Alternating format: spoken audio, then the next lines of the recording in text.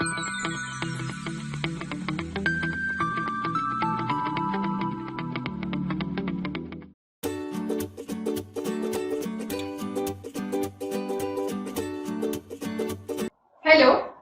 welcome to Analog Circuit Design online lecture series. Myself Rima Rawat from LG Institute of Engineering and Technology in the Department of Electronics and Communication. In this session, we are going to see the unit Operation Amplifiers, and today's topic is differentiator.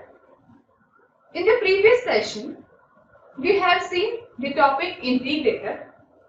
In that, we have seen that the output is the integration of the input voltage waveform. Exactly same is done in the differentiator concept. Here the output will be differentiation of the input signal. So let's start this topic. So first of all, let us see what is differentiator. So the circuit in which the output voltage waveform is the differentiation of the input voltage waveform is called as the differentiator or difference amplifier.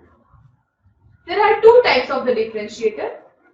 First one is basic or ideal differentiator, and the second one is practical differentiator. Let us see this two in detail. First one, we are starting with the basic or ideal differentiator using op-amp. So here in the circuit, the ideal differentiator is indicated. As you can observe from this circuit, in the feedback resistance is used. If you remember the previous session where integrator has capacitance in the feedback in the ideal case, here in differentiator we have resistance in feedback for the ideal case. So that is the difference between these two. Here at the supply voltage C1 is also connected. There is input capacitor. Here output equation will be minus Rx C1 dV in by dt, where d by dt is the differentiation of the input voltage Vin. Here minus sign indicates that the supply is given to the inverting terminal. That's why inverting sign is there. Rf is the feedback resistance and C1 is the input capacitance. Now let us see the expression for the output voltage. Now as the ideal op-amp is used, V2 equals to 0, IB equals to 0. So as shown in the figure, IC equals to IB plus IF.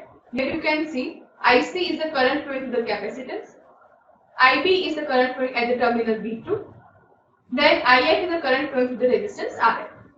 So from this we can write that IC equals to IB plus IF. Let us give this as equation number 1. Since IB equals to 0, that is input base current is 0, IC equals to IF using equation number 1 only.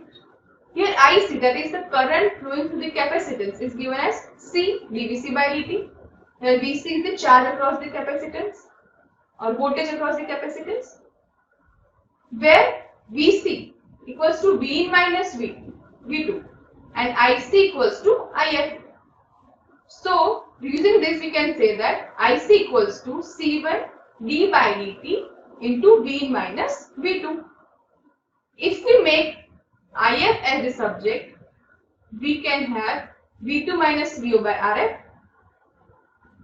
Placing this, we can have the next step, that is C1 d by dt Vin minus V2, that is equals to V2 minus VO by RF. Now using the virtual ground concept, V1 equals to V2 equals to 0.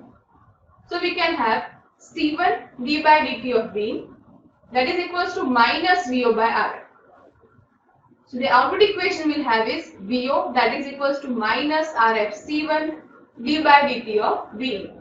So as you can see here, output is the differentiation of the input signal with the multipliers RF and C1 with the negative sign.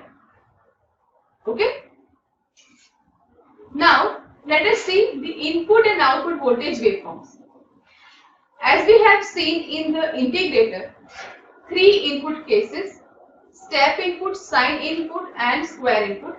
Same way we are going to see for the differentiator case. So by taking 3 different inputs, we will observe the output voltage waveform. So here for the first case we have taken step input where the equation is b equals to a for t greater than or equals to 0 and it is 0 for t less than 0. So here the input is indicated and its output will be a spike because we can say that here the output is 0 but it will not be exactly 0 because it will have some spike there because the differentiation of the constant is 0. So for the differentiation a dt will be 0. There will be no output but there will be some spike at the output side which is indicated over here but it will be on the negative side because of the negative sign of the inverting case. Okay. Now let us see the next one, that is sine wave input. So if the input is a sine wave, the output will be a cosine wave, right? But for the positive cycle of the sine wave, output will be negative. The negative cycle of the input, output will be negative because of the negative sign present in the equation. Now let us consider the third case, that is square wave input. So for the square wave input having the cycle 0 to 2 pi, having the amplitude a, the output will be like this because if we consider the instant 0 to pi, so in that instant the value of the input is positive, that is plus a. For that the output will be 0 on the negative side. So the negative spike will occur. Same way for the negative half cycle positive spike will appear because of the inverted logic for the inverting input amplifier. Okay. So the output will be like this. For the positive part, negative spike will be there. For the negative input part, positive spike will be there. Okay. Now let us see the next, that is practical differentiator. We have seen that in the ideal differentiator, in the feedback only resistance was used. But here in practical differentiator, along with the resistance, capacitor is also used. And at the input side, along with the input source, R1 C1 pair is used. Here the supply is given to inverting terminal only. R component, that is a compensation resistance, is used. V should get the output VO, that should be the differentiation of the input. So the output equation will be VO, that is equals to minus RF C1 B in by DC. Okay. Here the input output waveforms will be like this. The input voltage is this and output will be like this for the sine wave input and cosine wave output. This is the input output voltage waveform for the square wave for practical differentiator. Now let us see the expression for output voltage for practical differentiator case. Now here in this circuit diagram the practical differentiator circuit is indicated, which we have seen earlier. But here we are considering the currents flowing through each and every component. So here the current are flowing through components are IB1, I2, I3, IB2, I1 likewise. I1 is the current flowing through R1 C1. IB2 is the current input bias current. I2 is the current flowing through resistance RF. I3 is the current flowing through capacitance CF. And IB2 is the input bias current for the non-inverting terminal. Now here node X and Y are indicated. So according to that we are going to see how we can obtain the output equation. Here the ideal op-amp configuration we are taking where IB1 equals to IB2 equals to 0 we are considering. So due to virtual ground Vx is 0. The input current I1, that is equals to B in minus Vx by Z1. Why?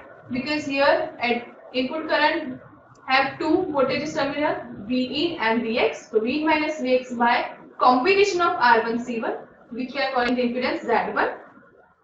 But as Vx is 0, we will have V in by Z1, which we are going to give as equation number 1. Where Z1 is the R1 plus XC1, where XC1 is the capacitive reactance. So using the Laplace transform here, we will have Z1 of S, that is equals to R1 plus 1 by SC1, that is equals to S R1 C1 plus 1 divided by SC1.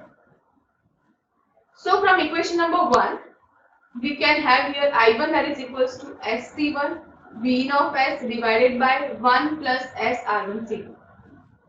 Let us give this as equation number 2. Now, if we apply KCL at node X, we will have I1 equals to I2 plus I3 plus IB1. But IB1 equals to 0. So, we will have I1 equals to I2 plus I3. We are giving that equation number 3. Now, I2 equals to what? I2 is Vx minus Vo by Rf. We have taken Vx0. So, equation will be minus Vo by Rf. In the S domain, using the Laplace transform, we will have I2 of S that is equals to minus V of S by Rf, which is equation number 4. Here I3 is the current through CF. So we can give that I3 equals to CF d by dt Vx minus Vo. But Vx is 0, so we will have CF d by dt minus Vo. Okay? Taking the Laplace transform, we will have I3 of S that is equals to minus SCF Vo of S. Now, substituting all these values in the equation I1 of S that is equals to I2 of S plus I3 of S, we will have SC1 Vin of S upon 1 plus SR1C1 that is equals to minus Vo of S divided by Rf minus SCF Vo of S. If we take Vo of S common here, we will have 1 by Rf plus SCF in the bracket term. So the next step will be minus Vo of S 1 plus SCF Rf by Rf. If we take the next step, which is minus SC1 Rf Vin of S upon 1 plus SR1C1 into 1 plus SRFCF. In this, we are taking R1C1 equals to RFCF, then V of S equals to minus SC1 RF, Vin of S upon 1 plus SR1C1 square. Here, we are assuming that the time constant RFC1 is very greater than R1C1. So that is negligible. So for that, we will have the equation V of S that is equals to minus SC1 RF Vin of S. Taking the inverse Laplace transform over here, we will have V of t that is equals to minus C1 Rf into d by dt of Vin of t. Here S equals to d by dt. Right? We have seen in the integrator that 1 by S is the integration of dt and S is d by dt, that is differentiation. So we have got the final equation where the output is the differentiation of the input signal with the multiplier constant minus C1 Rf. Here negative sign is due to the supplies given to the inverting terminal. I hope that the differentiator concept is clear to you now. Remember the two types of differentiator, added differentiator and practical differentiator. The difference between these two in the feedback components and the output equations for the same. Okay? These are the references. Thank you. Thank you for listening and thanks for watching.